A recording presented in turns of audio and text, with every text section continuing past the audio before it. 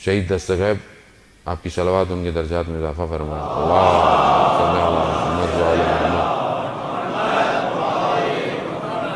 شہید دستغیب اپنی کتاب میں واقعہ نقل کرتے ہیں ایک شخص کا کہ اسے حالت احتضار میں بالکل آخری وقت میں تھا، تو کہتے ہیں کہ ان کو تلقین پڑھائی گئی کہ لا الہ الا اللہ کہو، اللہ پر ایمان لے کر آؤ، اشہد ان محمد رسول اللہ. کہنا بڑی مشکل سے اس نے پہلا کلمہ دوسرا کلمے کا دوسرا حصہ پڑھا، بہت مشکل سے کہہ رہا اس نے پڑھا. جب تیسرا ہم نے کہا کہ علی ولی اللہ پڑھو تو اس نے اشارہ کر دیا، نہیں پڑھا جا رہا. ایسے میں اس کی عجیب سی حالت ہوئی اور وہ بے ہوش ہو گیا. جبکہ آخری وقت تھا. اس کو ہاسپٹل لے گیا. کہتے ہیں کچھ عرصے اس کو خیوش آیا تو وہ کہتے ہیں دوبارہ ان کی خدمت میں گیا تو ان کا تو اس وقت جب ہم تمہیں تلقین پڑھا رہے تھے تو تم نے تلقین کے شروع کے 2 بولے، تیسرا کیوں نہیں بولا؟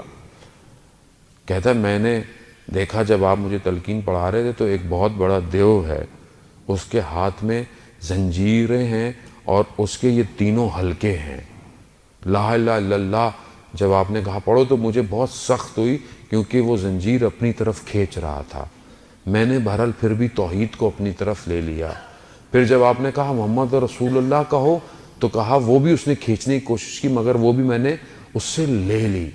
لیکن جب آپ نے کہا علی ولی اللہ کہو تو اس نے اپنے ہاتھ میں رکھی اور ایک ہاتھ میں اس نے مجھے ایک تھیلا دکھایا.